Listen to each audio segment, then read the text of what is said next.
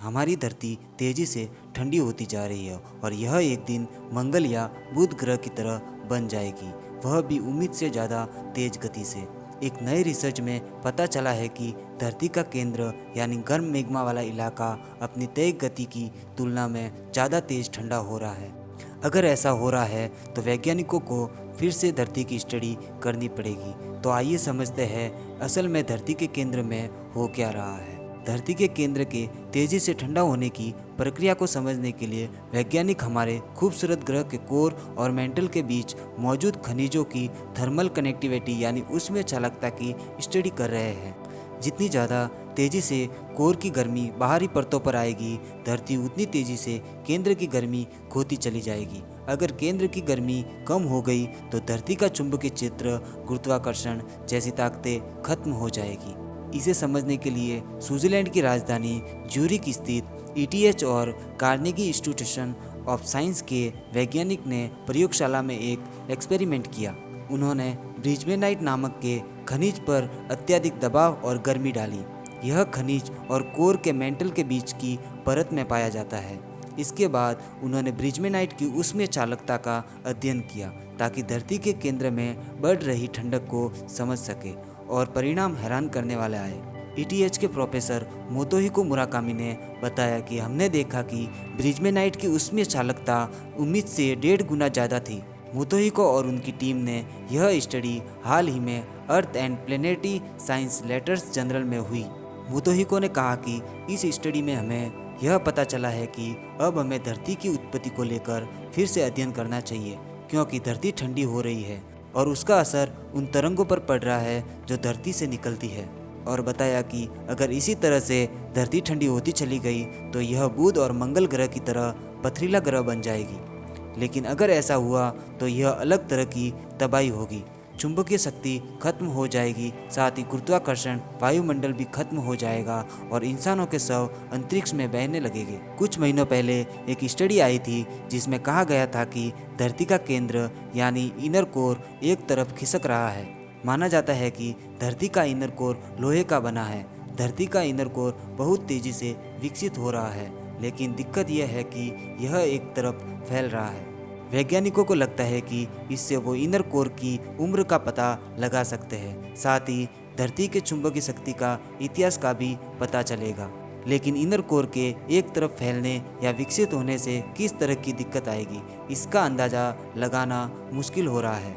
धरती के बनने का इतिहास करीब 450 करोड़ साल पुराना है। इसका केंद्र यानी कोर करीब शुरुआती 20 करोड़ साल में बनना शुरू हुआ था और धरती की गुरुत्वाकर्षण शक्ति ने भारी लोहे धरती के अंदर खींच लिए। इसके बाद पथरीले और सिलिकेट खनिजों को ऊपर छोड़ दिया ताकि मेंटल और क्रस्ट का निर्माण हो सके। धरती के निर्माण के समय काफ़ी ज़्यादा गर्मी पैदा हुई जो धरती के अंदर समावित होती चली गई, लेकिन साथ ही चल रहे रेडियो एक्टिव निष्क्रियता की प्रक्रिया ने इस गर्मी को कम करने का काम भी किया।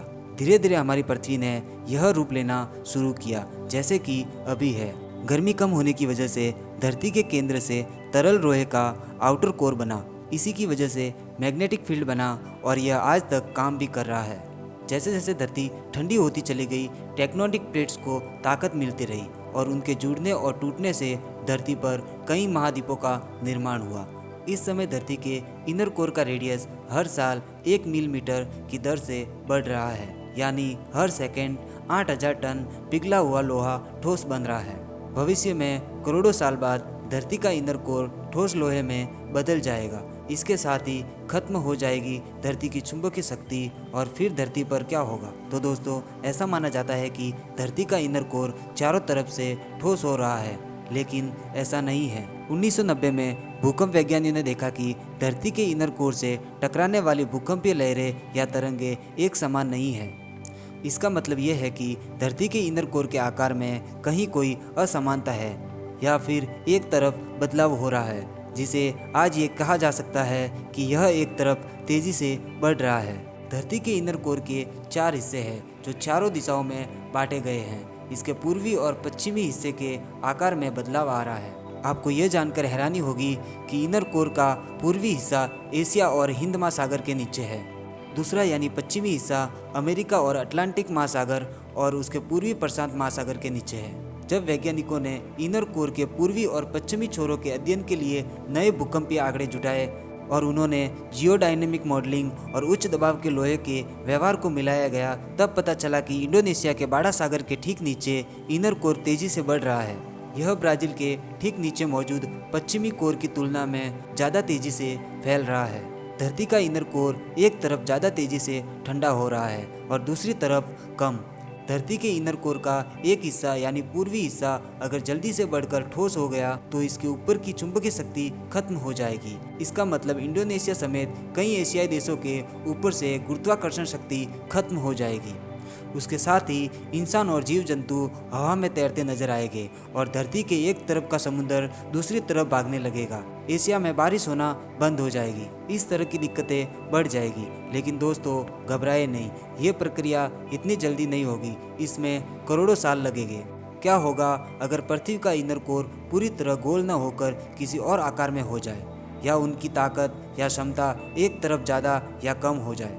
सौर मंडल में ऐसे कई ग्रह हैं जिनका इनर कोर इसी तरह से है। मंगल ग्रह का इनर कोर उत्तरी हिस्सा निचला है और दक्षिणी हिस्सा पहाड़ी है, और धरती के चांद की बाहरी परत यानी क्रस्ट के नीचे इनर कोर का हिस्सा दूसरी तरफ से रासायनिक तौर पर अलग है। दोस्तों वीडियो अच्छा लगा हो तो लाइक कीजिए, शेयर कीजिए और सब्सक्राइब करना ना भूलें।